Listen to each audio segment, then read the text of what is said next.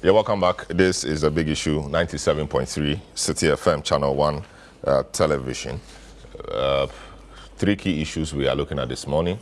First has to do with Reverend Ntim Fordjour and his allegation on money laundering and drug trafficking. Security agencies, national security, etc., tried to arrest him this week. That arrest was thwarted.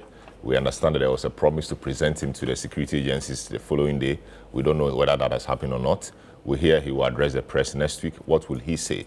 And given that he's made the allegation and getting him to collaborate with the institution is becoming difficult, do we move ahead as a nation and say there was nothing in there, or we still go ahead and investigate? What are we investigating? Was the conduct of the security agencies in arresting the MP the right thing to do? Was that how they were supposed to have done it? Did they invite him? They claim so, but the MP says he was not invited, he's not been invited. How did they invite him? Is there not a way that we know in this country that MPs are invited to face questioning or criminal investigation? Indeed, weeks before, we saw a statement from the Speaker's office signed by the clerk in respect of two MPs, A+ and then Mustafa Yusuf, where the Speaker allowed the security agencies to interrogate them or interact with them in one of the conference rooms in the House of Parliament. Why is this different?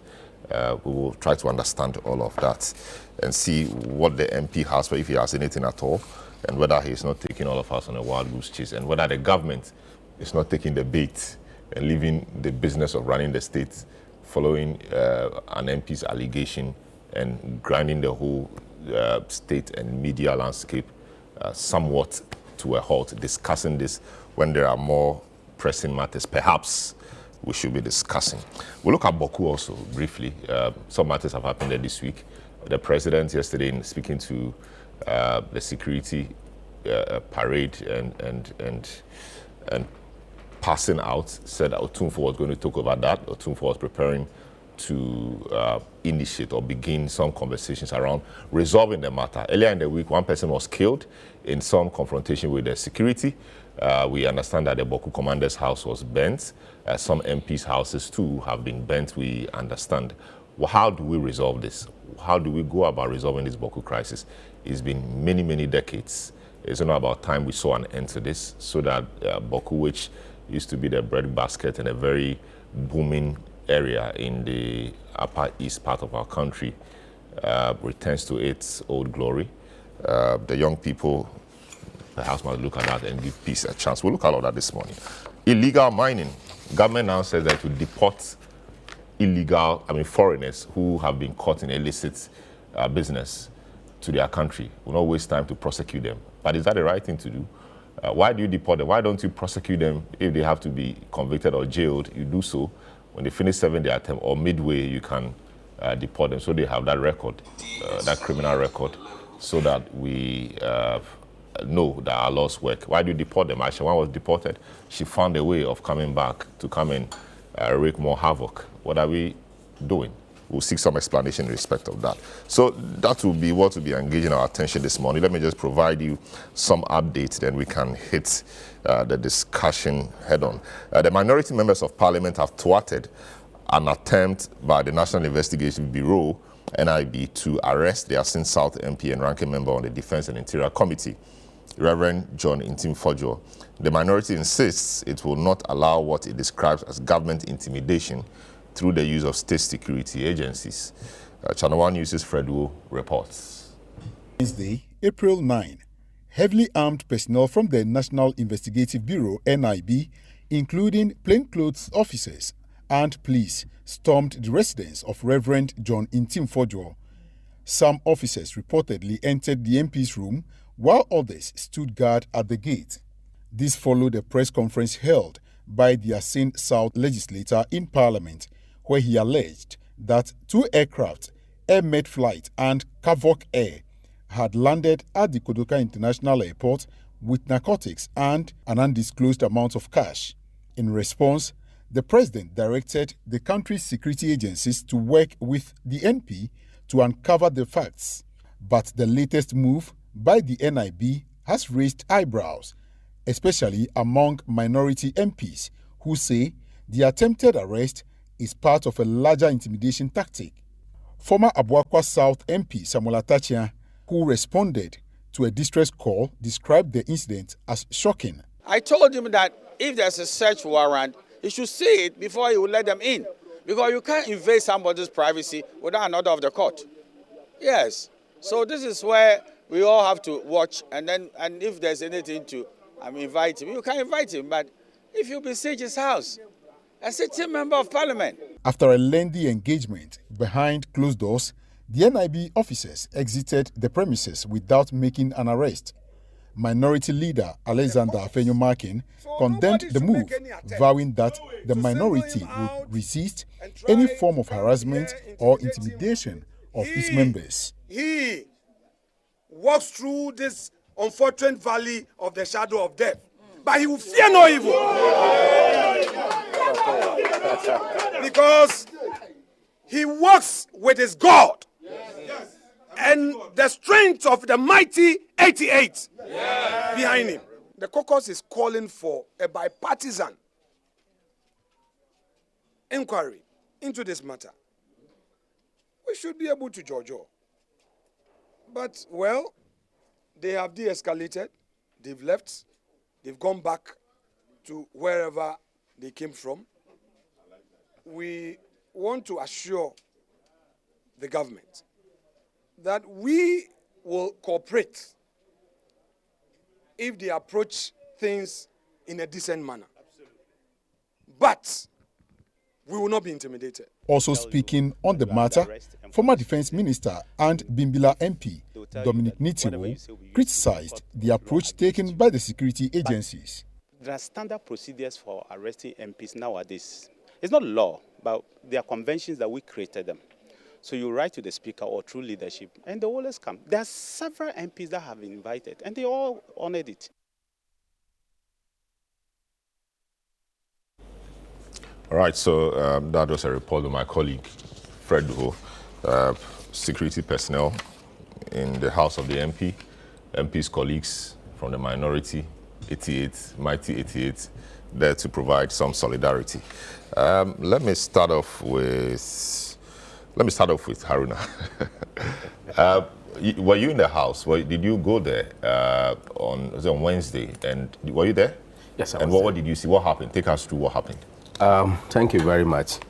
I would like to say good morning to your cherished viewers out there, and good morning to my senior and former minister in the ex-Wal, Mohammed's first administration, and also good morning to my very good brother, who I think that I need to have more consultation with him with regards to certain matters going forward into the 2028 recapture of power for the MPP. Yes, I was in the house on the set date. In fact, I never intended to have come out on that day because I was having other engagements. So when I saw the message from my boss regarding the invasion of Reverend Ntim Fordjour's house, I quickly arranged myself and got to the scene. In fact, the men that came into the house of Reverend Ntim Fordjour's house never came with an arrest warrant. When the leadership had a meeting with them and the discussions were ongoing, a request was made for an arrest warrant. The leader of the group told the team that there is no arrest warrant. He himself sitting here is an arrest warrant by itself. And knowing the caliber of people who were there at the point in time, because we have legal persons who were there, including the minority leader, who is also a lawyer by himself, and who's of party leadership, because my boss got there. He was the person that got there before the security even had access. Your boss has in Justin. Yeah, Justin Kodua. He was the one that got there before they even had access to enter into the compound and to have access to the building.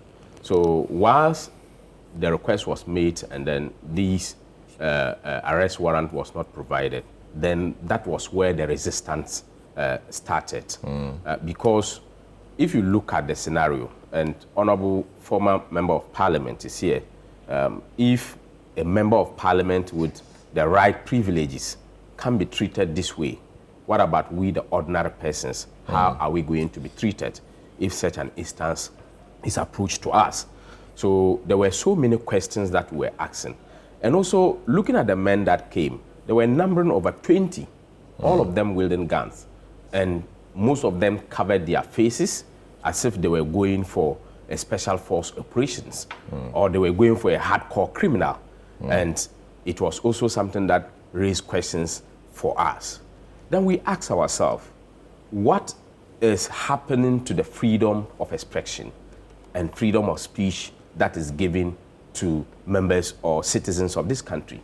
This is a member of parliament who is a ranking member on defense and interior, who has the privilege and also the responsibility to put government on check with regards to happenings that affects our security in this country. He raised a press conference on the 1st of April, questioning three issues. One was national security raid on the 12 containers containing gold and cash at Sapiman. This was a matter that the minority, through him, in a press conference on 1st April, they raised this particular matter, which was contained in that particular press conference. We're asking for briefing and update of the whereabouts of these particular containers, because it's been over a month. This was done on February 9th, where media covered it. We escalated the story.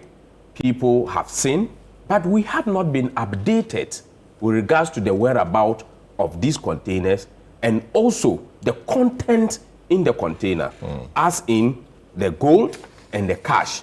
We have also been updated with what was the amount or the ceiling of the gold, quantifying it in terms of money, and also the cash relative to the dollars and then the Ghana cedis.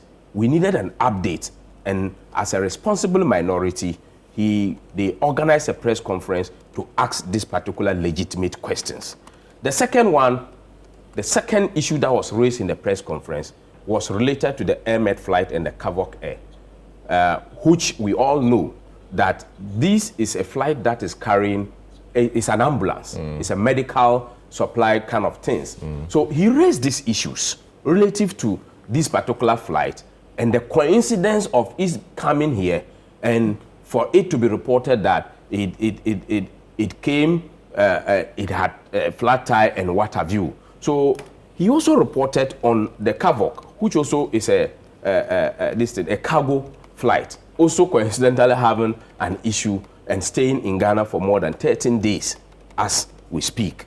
So he reported on that. And then the third one that was carried on the press conference was relative to the pirate attack. And these are three issues that he had raised. And in this particular press conference, he also made reference to the national security's efforts. So as Haruna speaks, on the screen, we have timelines of some of the activities. So on the 1st of April, the honorable member made the allegation. Same day, President Mahama issued a statement and ordered relevant security agencies to collaborate with the MP for investigation. On the 3rd, we saw a video from government communication explaining what they know about the matter, and it continues on and on. The debates unfolding on social media and all of that. So yes, you see that rolling on your screen. Yes. So you see that within the same time frame, the national security agencies busted cocaine worth 350 million. In Cape 360. Okay. So this was busted. Then again, 150 worth of cocaine was also busted within the western region.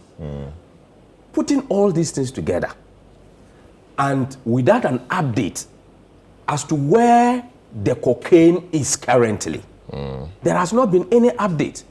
We live in this country where cocaine has turned into something else.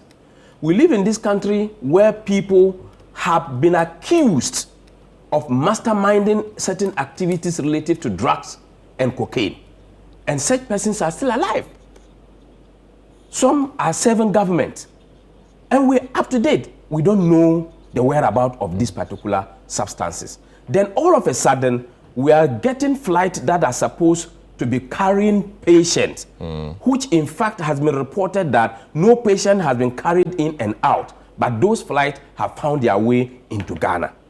So as a responsible minority, they are reporting that these matters should be investigated. If there is any suspicion, and you have the right as a citizen to suspect and move further to gather your own intelligence on a matter you think that can affect the national security of the country. So in this particular state, His Excellency, the President of the Republic of Ghana, made a call that this matter should be investigated and there should be collaboration with Reverend Ntim Fordjour. Very good call. Did that collaboration happen? I'm coming, Salom, I'm coming. Why the collaboration did not happen? A very good call by His Excellency the President. Quickly, he made that call, and minority was ready to collaborate because Reverend Ntim Fordjour, when it happened, he had discussions with the minority and party leadership. So there was that aim of collaborating to get these all matters settled. All of a sudden, we saw a defense from government communication, which is also even defying the powers of His Excellency the President to investigate and collaborations to be sought from the minority. Instead of even government communication to be explaining these matters, they went and picked one out of the 3 matters that was raised by minority, specifically Reverend Ntim Fordjour. Then questions and suspicions started to mount in our minds. Then government, instead of giving information, was so defensive, and explaining matters that should have been explained by national security operatives, i.e. either the Ghana Civil Aviation Authority, either the Narcotic Control Board. Nobody was talking because His Excellency the President had directed for investigation. Perhaps NACOP and Civil Aviation and other authorities were waiting for such investigation to be commissioned. All of a sudden, a communication minister or information minister or government communications lead was then defending and explaining matters which was contrived and raised a lot of... But the media asked questions. The MP threw out allegations. The government had to respond because that's the government of the day. The government has a spokesperson. And so government spokesperson is government spokesperson, government generally. That spokesperson spoke and said there was nothing in there. And that was it. You see, when His Excellency, the one who appointed him as the government spokesperson, said it should be investigated, on what investigation did he do and said there was nothing in there? But what should he say if the MP had alleged that there was this at the airport or this happened? His preliminary, investigation or preliminary information gathered suggested that perhaps there was nothing. He couldn't have said that there was something when there was nothing. So the investigation perhaps would unravel the real truth. So that's where the problem is. He shouldn't have spoken? He shouldn't have concluded on the matter. No, what should he have said? That there he was should something? have said that His Excellency the President of the Republic has directed an investigation. And per the directive of His Excellency the President, 1, 2, 3 has been put together, and Reverend Ntim Fordjour should collaborate with them. He should not be conclusive to seem to be explaining and defending but that's on why a matter that has not been investigated. Yeah, but that's why, that's why there should be investigation, right? He thinks that there was nothing, so he put out his facts. Ntim Fordjour thought there was something, even though he didn't put out much fact. So maybe the conflict should help the investigation. Is it Salom? The conflict here is that Ntim Fordjour was ready to collaborate with the investigators. Then government communication comes out to say that there was nothing and went ahead to go into the substance of the matter. You get a problem. Ntim Fordjour, instead of collaborating, he went into the substance. People should come and brief Parliament. So that was a different leg. Because the government had come in to do the communication and defend, Reverend Ntim Fordjour did not believe government again. because a position has been taken and a judgment has been passed that there was nothing. So if you have said that there was nothing and you are going to lead the investigation, you will absolutely find nothing. So Ntim Fordjour then said that, no, I will change my route. My route is that I am making a request for a joint briefing in Parliament. And you know, briefing in Parliament is something that you cannot come with any information at all, because Parliament is a body that is mandated in law on certain matters that you have to speak on oath. So he redirected his focus and wrote to request for a joint briefing, which was also shut down by the leadership of a majority in Parliament.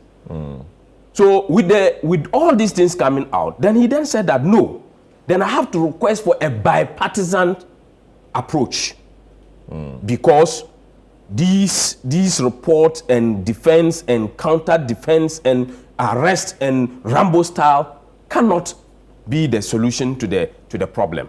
Let's go for bipartisan. And when it is that instance, he will surely cooperate and make sure that we get to the bottom of the matter. But it does appear that he's the only one with the information now, because I understand the minority leadership themselves don't have an inkling into the evidence he has. I understand he was called, but he didn't show them anything. He appeared not to Salam, you know, fortunately, two of you are lawyers here. And in law, it's not every information or evidence that we disclose. To your own people. But the point is that I know he had meetings with the minority. He has given them adequate information. I've had the cause to participate in some of the meetings. And it's not every information that so the is meetings disclosed. you participated in, there was enough evidence he showed. I am telling you that there is you were impressed enough with. evidence to back Reverend Ntim Fordjour's claim. And I'm telling you that at the appropriate time, when the conditions are settled and the right platform is created, Reverend Ntim Fordjour will provide the right information that will lead to the traces of which these press conferences have been done. Okay, so let's hold it there for now.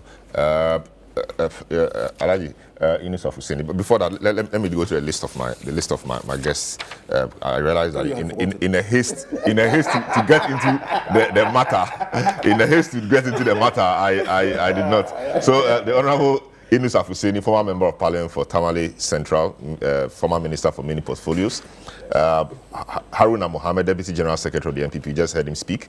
Professor Kojo Apieje, to our law lecturer, law professor, University of Ghana. He joined us on Zoom. Emmanuel Kuting, security analyst. Been a while, we've seen him, but he's in the studio graciously. And Franklin Kujo, President Imani Africa. These are my guests for this segment of the program. So even though Haruna has spoken, you are welcome, gentlemen. All right, so Alaji, the whole matter has been a bit murky. Allegation is made, call for investigations, positions start shifting because, like Haruna said, the member didn't believe or trust the system again. Government communication comes with some defense, etc. Now, we don't even know where we are in respect of this. By the time we saw security operatives get to the house to arrest him and all of that, put everything together for me. What is the thinking of course, you are not in government, but what is the thinking of the system? First of all, let me say good morning to my brother, Kutin. His beard somehow deceived me. The way he streamed it, I couldn't literally recall him. He's my brother from Sabuba. Oh, I see. Yes. And Haruna is my brother from Yendi. Zabuzu. Yes. Okay, so Yendi Zabuzu. Yeah, so clearly, this is a meeting of the North. You need to find me a place from the North. I also. And to our numerous viewers, indeed, listening to Haruna, I've been wondering what the MPP minority is up to. Because they've sucked the whole country into a whirlwind. And we're just blowing and sucking us into a conversation that is leading us nowhere. It's important for us to all know that truth fears no conversation. It's lies that fears to be challenged. But if you are speaking the truth, and as lawyers we know, if you are speaking the truth, you don't fear interrogation. That's the truth. The whole truth. And nothing but the truth. Now, Aruna has given 3 instances. 3 matters that were contained in the press conference and says that, well, it is legitimate. Yes, it's legitimate to hold a press conference. But as a member of parliament, my 16 or so years in parliament teaches me that if I were in parliament and wanted to know the security situation or the situation of the raid on the containers at Sapema or Sapema, yeah. Legitimate route to file a question. Director and Minister of Interior to come to Parliament and give you a report. You just ask a question, simple question. What is the status of the national security raid which found containers, 12 containers containing fake currencies, alleged fake currencies, and gold dust? Simple. Director at the Minister for Interior. The minister will come to Parliament and give you that information. And you have opportunity in Parliament to cross-examine because you are representing the people. And when that information will be captured in the Hansard, and that becomes the official report, and you can refer to it at any time. So if you decide that you won't do that and hold a press conference, then the consequences of holding that press conference will be entirely on you. 2, Rona, you know we are from the north. And you know that in the north, and this today I'm going further because I've spoken about it on the media. In Bawku area, there was a threat of the infiltration of terrorists. You know that? I got information. Someone called me from Bawku area and told me that, well, it appeared that what he was seeing was an infiltration of terrorists. And in the Bawku area, there is a place that is gold bearing. And they were there pretending to be mining gold, but they had infiltrated. He wanted me to pass on the information. That is why Kandapa said, see something, say something. No, not to hold a press conference, say something. Say something to the right authorities. The national security of this country is important for all of us. All of us. So when that information came to me, I called Kandapa. At the first time, he didn't pick. Then he called me back. I said, oh, I just gotten this information from the Bawku area. The terrorists, Al-Qaeda and the people have infiltrated into our country. And they are winning gold, ostensibly to fund their activities. But that is the route they have taken to come into this country. If Kandapa is listening, he will confirm to you. He told me that that information had come to their attention and that they were working on it. He thanked me profusely for calling him to relate the information to him and that they will do they are working on that. Until this week, that was 2019. Until this week, I have never spoken about it. Until this week. That is how responsible citizens behave. When you go to London and you find a woman standing on their corridor, they're not only taking fresh air, they're looking at what is happening in their environment. If you are somebody unknown, you enter your house and in the next few minutes, policemen are at your door. You know where they are from? Who gave the information? Those women that you saw, those old women that you saw sitting on there, because they have a national responsibility for their own safety. So I have wondered, because this is a person who met me in Parliament. So it's a third time MP. I've wondered and wondered and wondered and asked myself, what was the motive of Ntim Fordjour? What did he seek to achieve? Ranking member of Defense Interior, you know what that means? within the Westminster system of government. That's the shadow minister of Interior. So he will have access to all the security agencies, all of them. And if this information is true, and people give us information, as members of parliament, you are privileged. People give you information and you have to pass on the information. You also, as member of parliament, can escalate the information.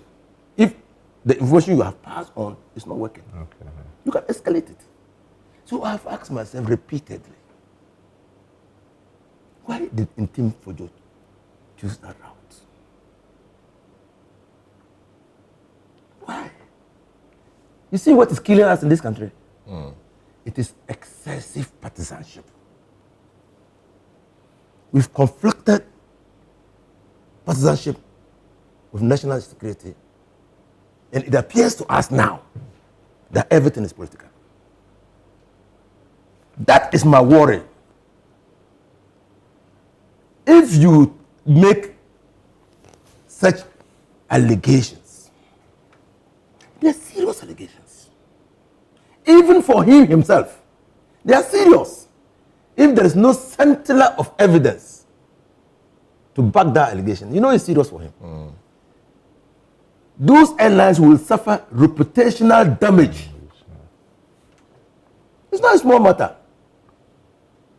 And if they think that they need to clear their names, who will be held personally liable for that damage.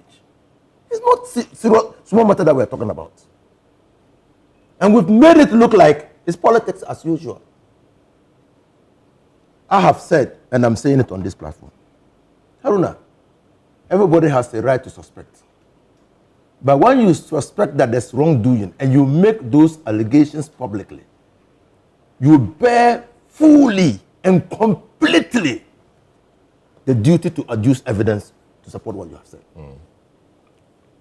You can't just make those allegations and move on.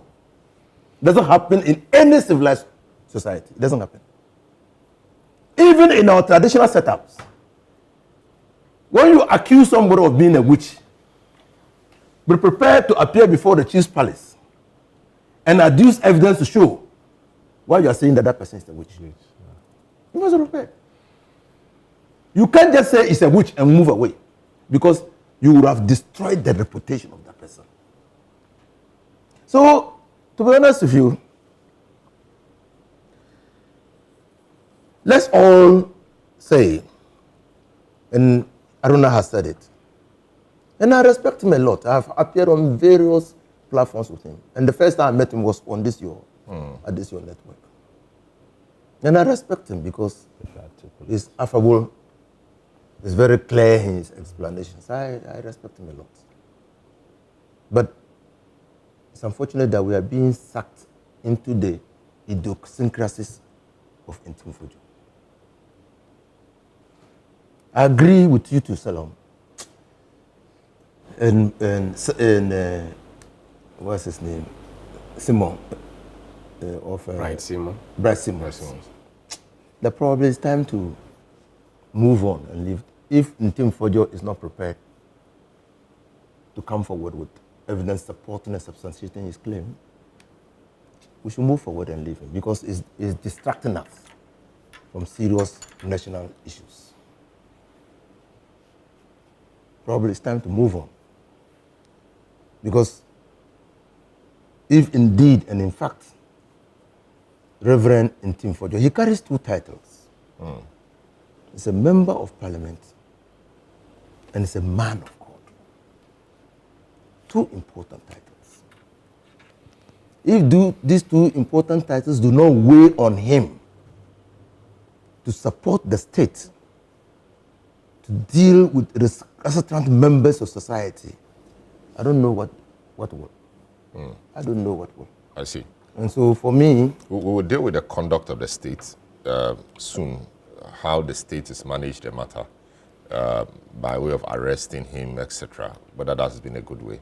I will come to Kutin, but let me speak to Franklin so that all the issues raised, he being the security person, we'll put all of them together for us. Franklin Kujo, good morning. Welcome to the program. You've been watching the scene, CSO activity, etc. Ntim Fordjour made an allegation. He has to substantiate the allegation. We've been going back and forth on that.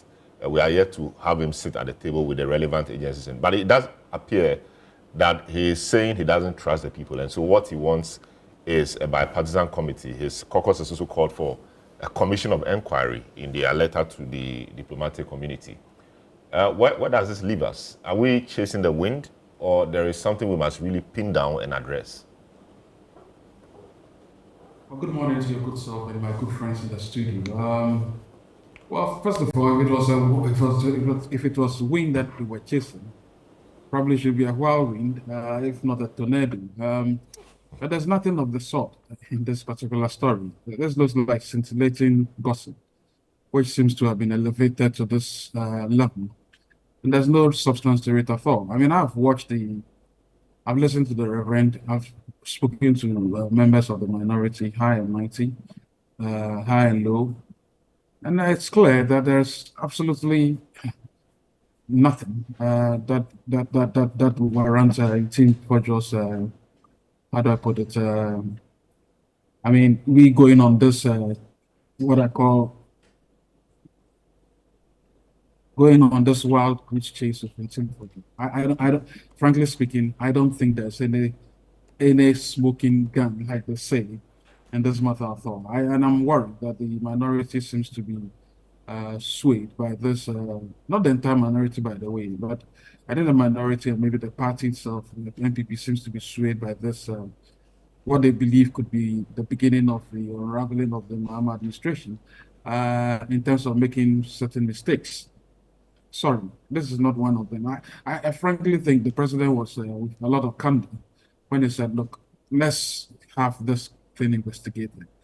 Then the honorable thing for my good friend Ntim Fordjour to have done as a reverend minister was to just go there and tell the truth. The truth is that, look, I heard about this. We all hear rumors. We all hear sort of things, but this is what I heard. Like my good friend Lainus is saying, these are serious matters because there are reputational issues involved here. I mean, imagine, Salam, that you maybe you own a shares in this airline or whatever company there is, or people own shares in it. They'll be panicking. You know how a single word from and there's a no mean person than a ranking member of one of the most important institutions in the country, the security. And to hear him say this the way he said it, and then now playing Pilolo or Taskele or whatever, merry-go-round at the security services, it's quite unbecoming of a man that wants to beat his chest and say, well, I stand by what I'm saying. I'm surprised that he still hasn't spoken and is hiding under all these issues around what do you call, I don't know what to describe it. I mean, frankly speaking, this just a circus. And I don't know, I probably will just characterize it as a comedy of errors.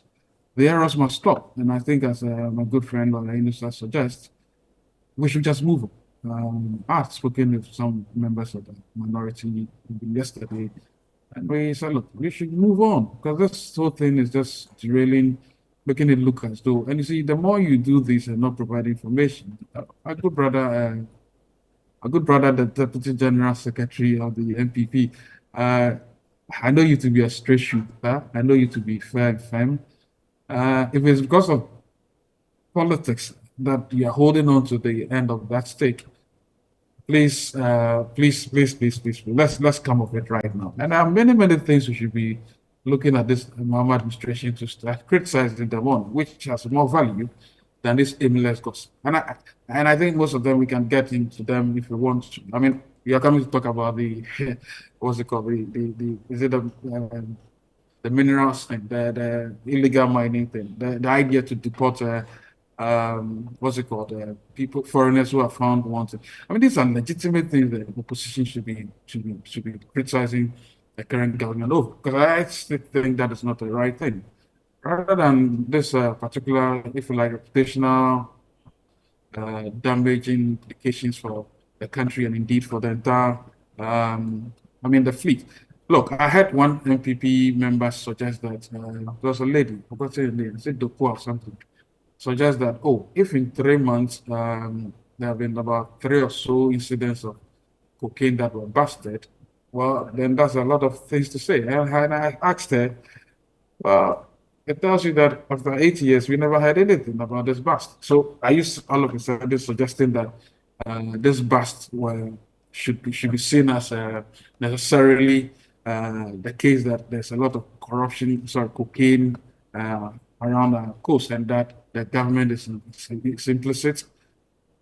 We have to criticize the government when they've fallen far, but I don't think this is one of them. And I think the honorable, I think the minister, was it information, provided information. I don't think we should be saying that, well, he should have waited for. Why should we be waiting for Ntim Fordjour, who seems to be taking us in the circles? He says today, this, tomorrow, he doesn't want to talk about, he wants a bipartisan committee. So there are serious things to be discussed. And I think that it's important that this matter should be, in fact, there must be some sort of safe landing. If I were him, I'll just, my brother, if wherever you are watching us, just issue a little small statement and say, look, I'm sorry, I think I was overwhelmed. And then let's move on. Nothing beats that. Nothing beats it to rhetoric. And yeah, so I'll say for now. But yes, so he's supposed to act responsibly. That's a given. That's fine. But he's a politician as well, and there are political watchers who say that since that allegation was made, the engagement with the media is brought the opposition into the center of things. So now they are getting heard. They've put government on the defensive. That's what opposition wants to do. So shouldn't you rather be chastising government perhaps for following something which maybe has nothing or maybe has something but not coming out, rather than the MP? Because government could have said, okay, there's nothing in this, let's move on. But we keep following him. And there'll be a press conference next week. We understand he will address. After that, government will respond, somebody will respond, and the matter lives on. So for 3 weeks continuously, we've had this matter dominating the airwaves. That is what the opposition wants to do. Is that not the case? Well, the opposition must have its say and must have its way if it wants. I suspect, though, that in this particular matter, if it is the case that this will be the entry point to be heard and then probably start a spiral, a lot of political activity. I'm sorry, I don't see the value here. Look, the government person said, look, President Mahama said there's going to be investigations, right? Not long after, Ofosu came and said, look, preliminary, what we found out, that this is the information we found out. If you have contrary information, put it out there. You don't go on a wild goose chase and then making it look as though somebody is hiding something. Put your information there. You know, they put information about the airline, the number of times it came into the country, whatever. Now people are even questioning, why is it that it stopped here to refuel or whatever? People have very little understanding of how aviation industry works. Yesterday I was watching a movie, actually this morning, around 1:38, and it's about a plane that had been hijacked. Fairly speaking, I think the pilot was suggesting that they needed to refuel. The terrorists were like, no, you just took off. We said, no, that's a problem. We need to refuel. So let's do an emergency landing. These things happen all the time. I'm not holding brief anyway, but why should I not believe what the government is telling me? And why should I believe somebody who is not telling me anything, but then just getting us into a tailspin? And he knows very well that the media is so gullible. So the media also goes on this misinformation spree, and we are discussing it right now. So you're right. I think if Ntim Fordjour should be thanked by the opposition for probably bringing this matter up and then earning some points. But trust me, I'm not too sure that the entirety of Ghana is actually interested in this matter, especially because of Ntim Fordjour's for power, which incidentally seems to be engulfing the whole opposition. And I think the leadership is gradually moving away from this matter. I know they've reached out to top people in government to say, look, this matter, let's just let it go, let it slide. But then I suspect that's what should happen. I don't know, but that's so I don't think there's any political capital out of it. You mean drugs?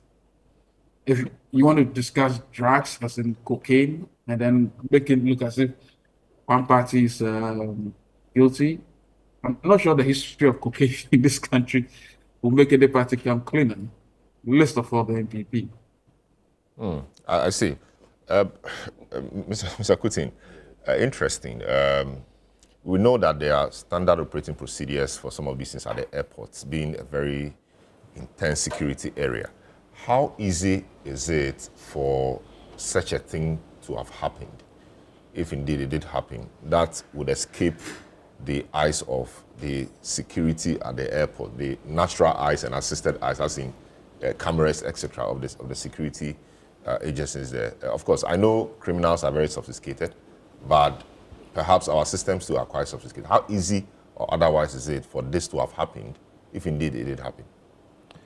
Well, Salom, thank you for having me, and very good morning to your cherished listeners, and to my senior, the former MP and minister. Thank you. Thank you. And then my very own brother. In fact, if you look at what happened, it is not easy for what the Honorable MP is alleging to have happened. If we have a very robust security system devoid of politicization, you see that our security institutions are weakened because of the over-politicization of same. Because if you look at our senior security officers, after a certain rank, you bear your rank because of your political affiliation of a sort.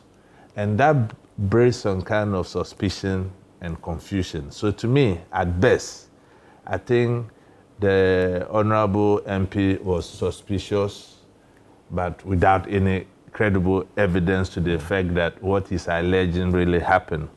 If you recall, when MPP lost power, I think some people were at the airport.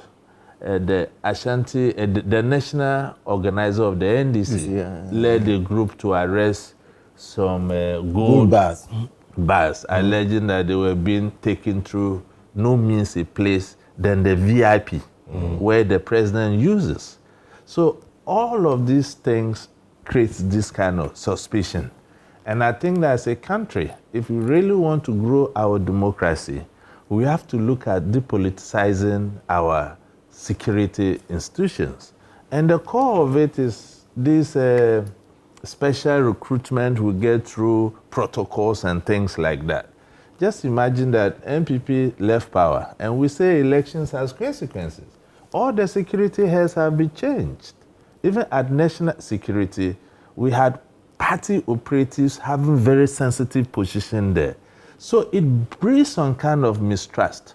So we have to look at our security sector reform seriously. And I think the opportunities before us with the present Constitutional Review Committee for us to make inputs and plug in the safety guards that can make our institutions robust and the citizens can trust in. To me, it was a simple matter. And I blame the Honorable Ntim Fordjour because he's not merely a member of parliament. He's a ranking member on the Defense and Interior Committee, and he could have easily ascertained this information. So what he has done, it will be very difficult for the ruling government to cooperate with Ntim Fordjour with any intelligence sharing. And that will hamper the minority in their oversight responsibilities. Don't forget, every good democracy thrives with good opposition. And my other challenge as a security analyst is the medium the president used in giving the directive was quite problematic, given the severity of the issue. A Facebook page, given that it was even April 1st. Some of us thought it was an April Fool kind of thing, because a week or two earlier, you remember his X account was hacked, and the cyber security unit had to even come out with a statement to assure Ghanaians that, look, we are doing what we can do to make sure we restore same, and they were collaborating with their international partners. So to me, the safety networks at the Kotoka International Airport, if not for political expediency, it would have been very impossible for the things the MP is alleging. Now, the cocaine bust. I think we should give credit to our intelligence agencies. For a very long time, we have not heard of any such bust. Within a twinkle of an eye, 3 months, we had the Sepima, the Takrady, and the Western North incident. My challenge with our security agencies is accountability. We are in a democracy. The good people of this country deserve to know. These are very huge busts they've made. And at best, I think they would have just held a press conference to brief the Ghanaian people that, look, we've made this kind of bust and investigations are ongoing. And then at the appropriate time, we will brief the country and let us know who the suspects are. And you are lawyers. In our criminal jurisprudence, if you arrest a suspect within 48 hours, you put the person before the law court. Is that not the case? So the suspects, they say they arrested. In the case of the Takrady case, where are they? The consignment of cocaine worth over $360 million US. In whose custody is this cocaine? And then the Western North thing, the Sepima, they said it contained some alleged gold and foreign currencies. We don't know whether the gold was fake or actual gold, whether the currencies were fake or actual currencies. What processes have happened? So if you create this kind of vacuum, it brings unnecessary propaganda. And the MPP minority sees on that vacuum to do the propaganda Ntim Fordjour is doing. So I think we have to look at the ethos or the professionalism of our intelligence officers. And it looks as if more often than not, when we get intelligence, how we manage it is problematic. If you look at the Western world, when they get intelligence, they can work around that intelligence for over a year or 2 years. Unless, of course, lives are at stake. In the case of the cocaine, the bastard from Takrady worth $360 million. If it was in the Western world where best practices are followed, they would have just put some kind of surveillance, look at the destination of the cocaine, the people that will come around it, and from that destination, the next point that cocaine will go. So that when you are eliminating the cartel, you get the value chain out. Now, you bring a breaking news, you are not bringing any information. You understand? And it creates a lot of problems. So where is the cocaine? Is it the normal thing we know that in this country, if you have money and you are connected, you are above and over the laws? So we need to look at how we kind of, as a country, we come together and have a serious conversation how we want our security agencies to do their job. It's not everything we have to do politics around it. And secondly, I think our security agencies need very robust communication departments. There's a system where we are going to crime scenes and carrying journalists. It is archaic and it is of not relevant in modern intelligence and security operations. Look at the case of the ECG cables. The minister went there with journalists, and you heard what he said, that there was a tip-off. And when they got there, some had run away, and they were even trying to cancel some of the evidence by burning some of the items. And in the case of the arrest of this honorable minister, before they could even get there, he was aware. I'm told somebody even called him, that they were coming to arrest him. So these are the leakages within our intelligence agency, and seriously, you can't blame anybody than the politicians. So because of the mode of recruitment and who we put there, and we don't allow we don't have career security professionals or intelligence professionals no more. Look at the sad statement my good brother the former defense minister made about the current NIB boss, when he said he was surprised about his actions because under the NPP government, they gave him a very sensitive job to do. So is there the loyalty to the party or to the state?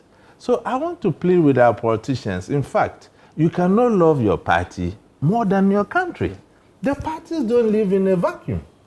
But that's how, sadly, that's how it is. That is how it is. That's why I'm calling for a security sector reform. Yeah. And look, I don't agree with my senior brother, very respected one, and my good friend, frankly, Kujo, that we should just let this matter slide. We'll be setting very serious precedent. And it won't help. The one who has the information, quote unquote, is not, quote unquote, again, cooperating. There are other ways we can do it.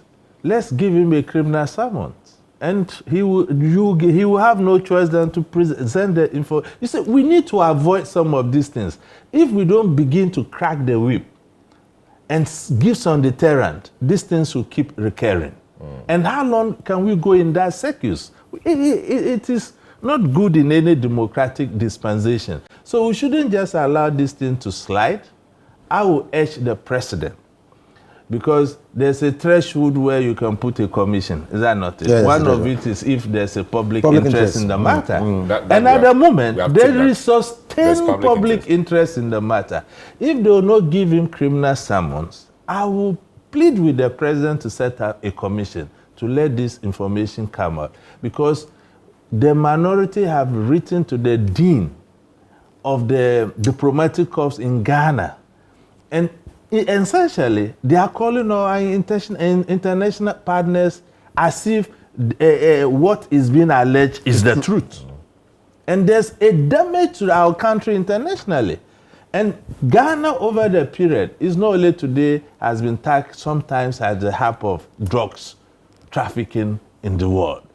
And innocent citizens like me and you, who have nothing to do with all of this, will travel and will subject us to unwarranted searches because of that act. So on that basis, I think we should not allow that to pass. And the minority, I think that their actions, even though warranted, is unnecessary. Because we all know that when you obstruct a security officer from doing his job, it's against the law. Who makes the law? Is it not the MPs? So the very laws you make, if you say that you will not allow the execution of same, then whom are you making the laws for? I think so. So the laws also prescribe a way you deal with Exactly. I'm coming to that. To the extent that the operatives didn't have the warrant, that is fine.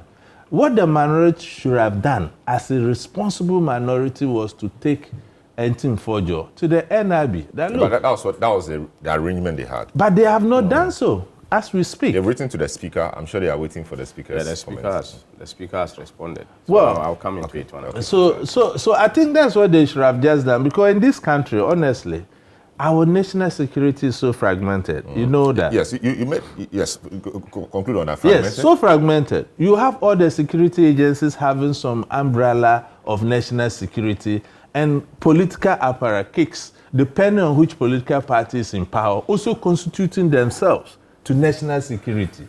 So it will be difficult to trust anybody coming into my house without a warrant, to know indeed if they are coming from such institutions or otherwise. So that's why the minority would have done the honorable thing by sending Ntim Fordjour there to make those inquiries. And this is not an issue they would have detained Ntim Fordjour overnight. Is that not it? They would have granted him bail if need be. And the legalities about parliamentary immunity, cancel. If parliament is in recess, that doesn't apply unless in civil matters. I see. You talked about trust, so I deal with that in two forms. Journalists being taken by security people to event, crime scenes, etc. You say you don't think it's the right thing. They should have comms departments that should be able to do all of that. Trust. Are we saying that if NACOC or National Security comes with their own videos from their own setting, that this is what they saw? Are we sure that, given how, we don't trust ourselves. We will believe and say, indeed, this is what national security has said, this is what it is.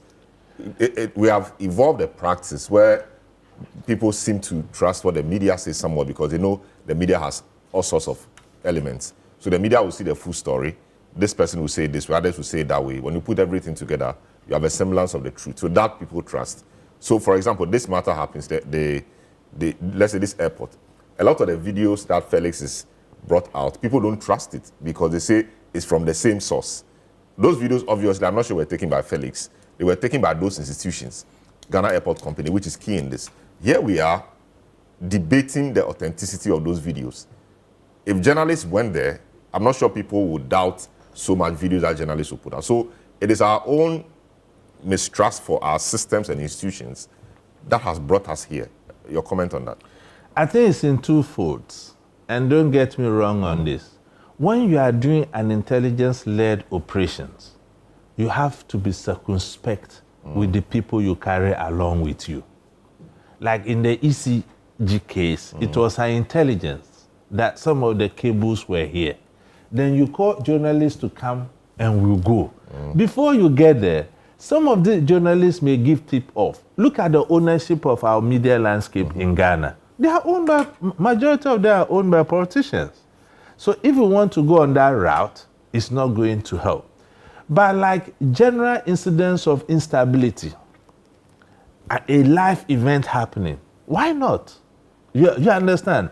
And in the case of the video from the government communication machinery, why you feel there's lack of trust around, because of the delay in informing Ghanaians about what it is. Look, for a minority caucus to hold a press conference on an issue, it would have gone from another level to the severest of levels. So government ought to have responded immediately. And if these videos were given at that point, I don't think anybody would have questioned him. Because politicians started commenting on the issue. The first was the chairman of the NDC chairman for South Africa, who sat on a program and said preparations were underway to arrest Ntim Fordjour. The second was Newsfire when Semi Jimfi called for his arrest. Why would a serious national issue of this nature descend into a political banter between the NDC and the MPP? Even Neil and Ntim Honorable even intimidated that if the minority don't bring Ntim Fordjour, they'll go and pluck him from. They'll go and pluck him from. So what capacity, even what Felix, authority? Felix said that they are not interested in the matter. They just want to show him as an example. You see? So is it not because of the politics again you mentioned? Exactly. So people feel that he has dented the image of the NDC government. Exactly. And they must get him at all costs. They must show him something small. So, yes, exactly. So our institutions, to be sincere, Salom, as a country, our democracy has evolved. 30 years plus is not mean a joke. And if you look at Africa, we are one of the few countries who have successfully changed government 6 or 7 times without 9 times without any, So we must begin to build our institutions and insulate same from political interference. If for nothing at all, institutional memory. Great. Haruna, I know you have a few things to say, but the busts, the cocaine busts and all of this happened 3 months in a new administration. Shouldn't we rather be giving credit to the administration for being vigilant in busting these? Of course, when you read the statement from Honorable Ntim Fordjour, he subtly tries to question whether the so-called suspicious cargo from the plane were not those that were moving around that we caught. He didn't say that, but you could deduce that a bit from him. Shouldn't you rather be giving the government credit for working hard to bust these cocaine hauls or consignments? Salom, I think that the good reverend in the press conference commended the national security for the bust, and which is a very good call, because it is in their intelligence that they have been able to bust this cocaine. But the most important thing all of us, as minorities putting it, is that after all this bust, what is the update? Where is it? Like he said, when people are arrested or such high-profile cases are made, these persons, we should be seeing them being prosecuted or put before the law court for the law to take its course. But nothing is being done about that. I've heard my good friend Franklin said that if I am doing this because of political expediency. No, I'm a citizen of Ghana. My qualification to be a politician is qualified from me being a citizen first. If I am not a citizen of Ghana, I cannot be doing politics and even hold leadership in the MPP. Ghana, yeah. So what the MPP is doing today and what I am saying today is from the nationalistic point of view, where I want clarity, where I want direction, where I want transparency, where I want people to be held responsible for the crimes that people have been committed. I like that, the nationalistic point of view. So yes, so I'm assuming that Team Fordjour and all of your guys also have that nationalistic point of view. Was it nationalistic to put out the information about the aircraft the way he did? Wouldn't it have been nationalistic to approach it the way Honorable Yunus Afuseni said he approached the Bawku matter, some foreigners, he called a National Security Coordinator. He is ranking member on the Defense and Interior Committee, very apt, very relevant to the cause. The nationalistic point of view, shouldn't he have approached it different? Now, what do we have? We have the international community watching Ghana, and the way these things work, the truth they may not report the truth. The headline may be screaming, aircraft, bring cocaine to Ghana, etc. The story may change over time, and that may not be positive to the reputation of the country. Even writing to the diplomatic community all over the place, what are we seeking to do? Won't that hurt the national interest? Salom, that's a very good question. Very good question, because when the matter came, and there has not been any one route to a solution. That's why when you study mathematics clearly, you can use different methods to arrive at an answer. So the good former member of parliament has chosen a different path. Another person is also choosing a different path. But which will you be ask more yourself, in the national interest? You see, every path is nationalistic. It depends upon whether you want to put sunshine on it. Okay? In this particular scenario, this is somebody who is a minority spokesperson on a particular sector called Defense and Interior. So you have no problem with the medium he chose? Yes, but the problem we have here is that if you read the press conference, if government wanted to act, 3 matters have been raised. 3 good matters. One matter is being picked. Do you think that the pirate issue is a small matter? No, so this is my reading of it. My reading of it, it may not be accurate, but the Sapperman matter was a matter of fact. We saw the raid. The national security themselves, 2 people there. Matter of fact. The pirates matter of fact. But the one which was not a matter of fact was the aircraft matter. Is he? And the insinuations from there. For example, the cocaine bust in Cape Coast and wherever. Matter of fact, the security agencies have it. But this one was not a matter of fact. And this ropes in other people. The AirMed flight, the Kavok, and all of those people. You understand? So this was the different one. So if government picks on this, I can understand why. Salom, it is different. I agree. The 2 matters, you said they are matters of fact. Fact, yes. In the press conference, those matters of fact were asked to be explained. Okay? Yeah, so great point. That's how nobody fine. But the one that is new means that it is the attention of national security and government to look at.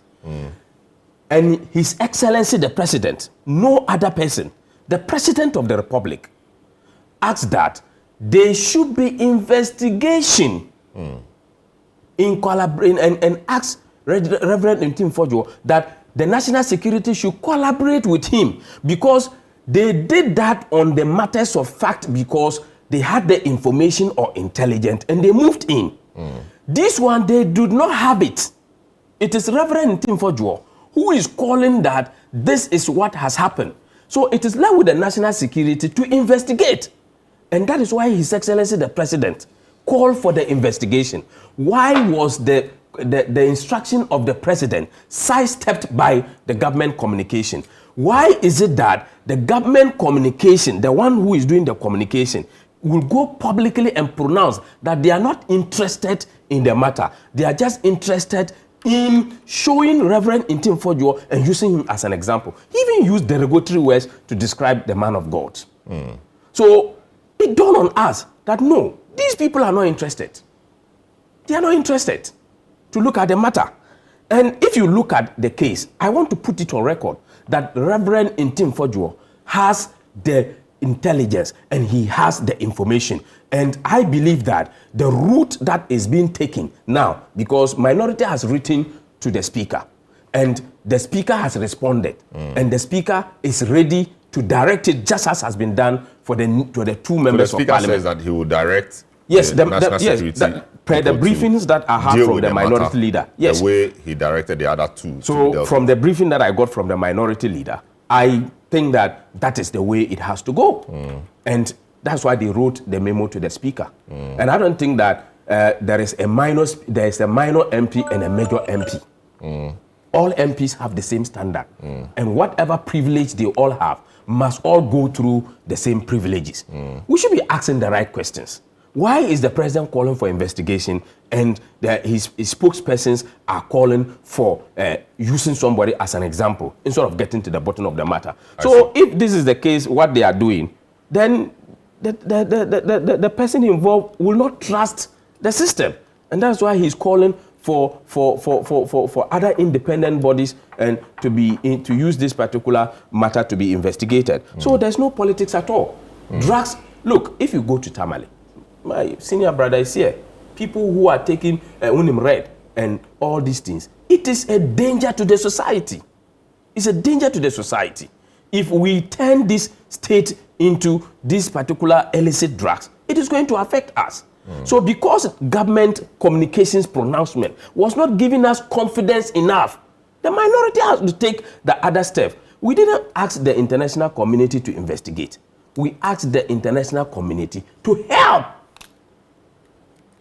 so that this matter will be if you don't have evidence, we would not go on that route. So look at this. In the last sentence on the paragraphs on the aircraft matter, yes. So the minority caucus is concerned about the sudden incidents of drug trafficking and money laundering rearing its ugly head in the country barely 3 months after the NPP handed over power to the government. This is very political. Yeah. You don't expect a sitting government, which is still putting its acts together, to be quiet on this. So you don't blame Felix for coming out so strong to say it's not true and calling the member of parliament out. This is very political. Easy, Salom, read it. The minority caucus is concerned about the sudden incidents of drug trafficking. Did it happen or not? It is. And money laundering, did we get that or not? It is.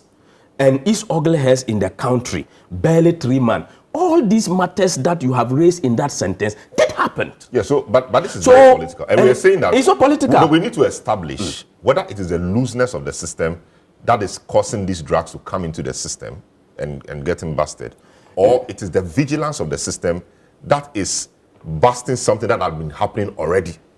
We need to find out that. And so if we know the answer, then we can criticize or applaud. If it's the vigilance of the system that is causing the bust, then we should be clapping for the new system for putting its acts together well to stop or to stem or to arrest these contraband goods. If it's the looseness of the system from a tighter system that is now making the place loose for drug people to be moving around, then we know where to place it. But we've not been able to establish that. But Salom, exactly. If I see that with the emergence of this government, I am free, I can move with this particular contraband issues. People come in. So you think there's a looseness of the system? Because it has happened. Is it a looseness of the system? Yes. Yes. Because the people now feel comfortable that no. Oh, Just think about The man people has and they are come, coming. and the government has come. But I we- can now, But you see, if you see, I can now move, I can now move with my drugs. You get the point? I can now move with my drug drugs. matters. I don't think we need to make it partisan. Exactly. Yeah, we don't. Because we've seen in the past, But we've seen the MV point- Benjamin, you see, we've seen it's like cocaine boxing. turning to Salon. Kokonte. We've seen all of that, and those happen under a certain regime.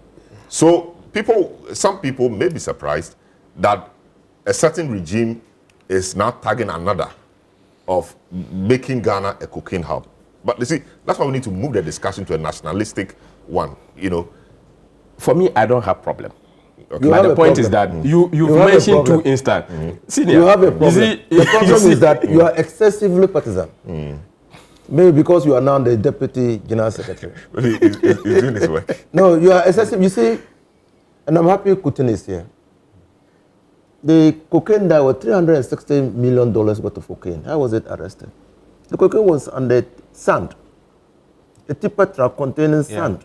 You think that? So if the system was loose, they won't arrest. Or if it was government machinery, it will not be Putin.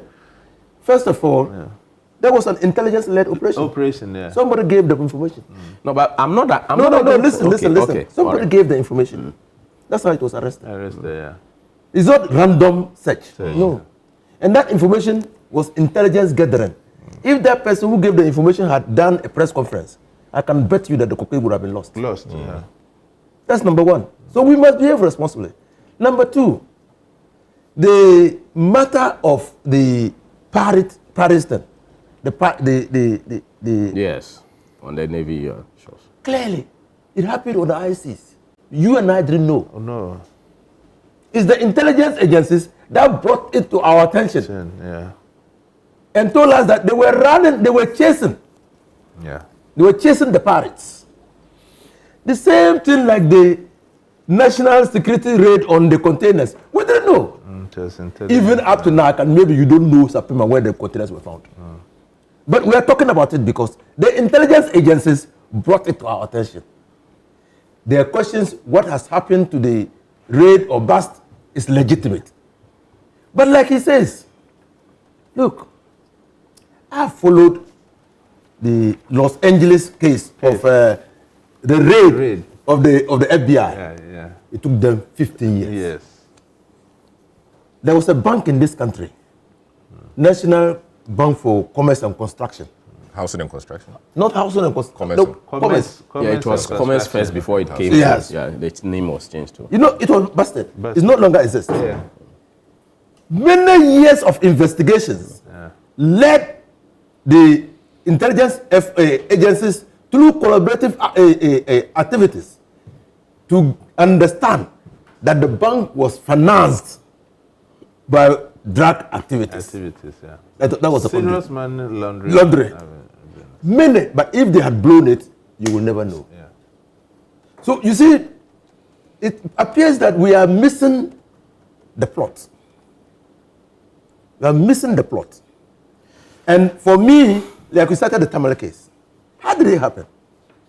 People painstakingly trace the routes up to India. The source. The source.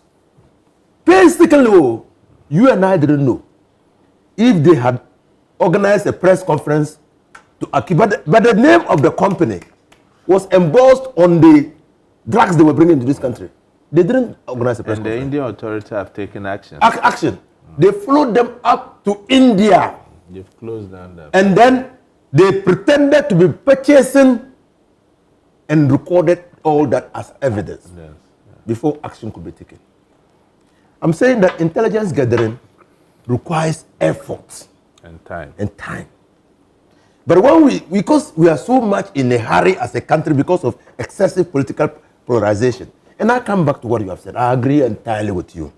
I have said I had opportunity to appear before the Constitution Reform Committee, and we politicize everything in this country. Everything. Even now, in your house, one father, one mother, you know who is an NDC, who is an MPP, and sometimes... Even the Abujina pause. and sometimes we even criticize behind their back, we say, but this man does it. Your own brother. That's how they behave. That's what the level we have sunk in this country. And I agree that the Constitution, when you even look at the Constitution, the framing of the Constitution should give you an indication that there are certain matters that are matters of state. And there are certain matters that are matters of government. And that we should try to separate matters of state from matters of government. And that where the design of the Constitution conflicts, like confuses us as to where the powers of government and the powers of states begins, we should separate them, make them clearly. For instance, the Council of State. I have said that if you look at the way, the design of the Council of State, the Council of State is supposed, and that is the name, Council of State. It's supposed to be a state establishment. But look at the elections. Exactly. Why is it so? It's because of the design. Of the Constitution. Because you have made the Council of State, which is supposed to be a non-political institution, its tenure of office to be coterminous to the tenure of office of the president. And so by necessary implication, you are making it look political. So we should redesign it and make sure that it is the Electoral Commission. Why is it that the president appoints the Electoral Commissioner in consultation with the Council of State and not Parliament? Why? Because the Constitution, the constitutional framers in their mind was that, look, the Council of State will act in the interest of the nation. And so let's do it, but because we have somehow mixed up these things. So I agree with you. Security sector reforms, perfect. Why is it that we change the IGP when the new president comes into? So as we continue on this trajectory, a time will come when we'll have an NDC IGP and MPP IGP. And the National Electoral Commission, NDCGA, MPCCJ, and the NDC Chief of Staff, MPP. A time will come, and that will be bad for this democracy. Bad for this country. And that is why we should be reforming and thinking of ourselves in a more nationalistic manner than partisanship. Partisanship, I don't say that in any democracy, and you can see what is happening in the US. But even with Trump, some Republicans are beginning to feel uncomfortable. And they are voicing it out. Because Just as here too. So yes, some NDC people are feeling very uncomfortable. Even some MPP people are feeling very uncomfortable. Some MPP people, for us, we are feeling uncomfortable. No, some MPP people have actually, we talk. I've been in private for so long that we talk, and they say, why is your president behaving this way? Our people too, why are they behaving that way? Why shouldn't we? Then we'll talk and say, look, we need to look at how to try to bring us to the center. We need to bring us to the center. You see, the radicals on the fringes appear to be controlling us now. We need to be moving ourselves to the center to ensure that moderates take over this country. If radicals take over this country, I'm telling you, we are doomed. Great. Yes, but Solomon, just a last point. Let me just add this. You see all of this. You see that it has taken away the ECG cable thing. That was so important. And you see the what the minority is doing. They've been able to set the agenda, and now the government is following. So the mini minority have now become the mighty. Great. And you see the end of it. John Mahama must take the goodwill of these people instead. If he takes it for granted and he loses the goodwill, that's all. That is all. No matter the good policies he brings, that will be the end of it. It happened to MPP. They had the goodwill of the people. It got to a point when you talk, they don't want to listen. Some of us were even victimized. When the goodwill was lost, you see the electoral results. So NDC has to be mindful. And then the communicators of the NDC. When we are talking about security issue, they should remove the nuances of politics away. Otherwise, they will appear as criminalizing free speech, which is very detrimental to the growth of our democracy. But I want you to address something for me. So the way the raid, and I'll come to Franklin quickly, before Franklin has to leave, but the way the raid was carried out, was that proper? For security agencies. But they are not above them. No, for security. But me and you sitting here, we have the power of arrest. But Yes. there's a condition. There's a condition, and there was a condition met. So the security agencies can even arrest a person with that warrant, but that person must be in transit. Yes. Okay? Now, but if the people come to your house without a warrant, it's simple. So can I see your warrant? If they have no warrant, because an MP is a residual, I mean, is a residential person. Is like has a fixed place of abode and all those. He's got employment and everything, so he's not going to run away. Yeah. And so if you come to his house to arrest him, the first thing you have to show is the warrant of arrest. Arrest, yeah. Okay? And so if there's no warrant of arrest, you simply tell them in plain language. And it's even reported, Taylor sat on the... Is it Taylor? Taylor, yeah, sat on the case. He said, look, an invitation to the police station doesn't make it obligatory for you to go. So, oh no, until I see the warrant, I'm not following you anywhere. They can't catch you and put you in the car. If they do that... the fear is that they could have bundled him. If they bundled him, he will come out. And when he comes out, he will sue them. Yes. When he comes out, he will sue them. Okay, but how many times have side cases been successful in Ghana? So what I'm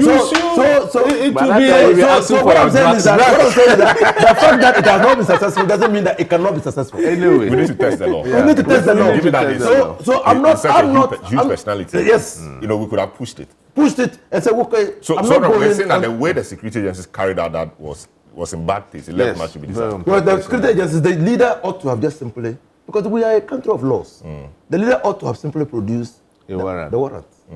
Oh, this is the warrant we have for your arrest. And please, can you follow us? You are not even supposed to hold you and no, can you follow us to help us in this investigation? In fact, at that point, he is to assist in investigations. Yeah. At that point, he can decide not to assist. So the invitation is to assist the security agencies in investigating the matter. Okay? Now, so when he says you go, the next option, you don't do anything. You go back to court. And get criminal summons. Get a criminal summons. When I made that statement on TV, and they, about if I were John Mahama, I would not, and they said they were thinking of treason charges against me. Oh, really? Yes. They invited me. I said, I've not made this is a statement, my own effusions, and I was thinking aloud. And so me, I'm not going. What did they do? They went to court. And brought me criminal summons. And I went to court. When I went to court, the prosecutor was now trying to do the case. The court said, no. You have said that this man is refusing to appear before you to assist you in investigations. And that you have sought the assistance of the court to get him to appear before you. He's now appeared before court. So what I'm doing here, my duty here, is just to hand him over to you. You don't have to read the matters that he has done. Go take him away to assist you in investigations. Simple. And when I went, I assisted them in the investigations. You understand? So I'm saying that yes, there's a procedure for doing, and I agree that criminal summons, I mean, short of, and let me backtrack and say, the immunities of members of parliament is not immune. It's not absolute. It's not absolute. It's a convention. The convention came into being when Ghana Budakwe was arrested. And the person who drove the convention is Michael Kwe. And it came into being, the convention came into being during Ayerga's time. Okay. When we said, look. So it's not in law? No, it's not in law. Yeah, it's a convention. So we said, if you have a vindictive education, if you have a vindictive president, what you will do is that you decapitate the minority.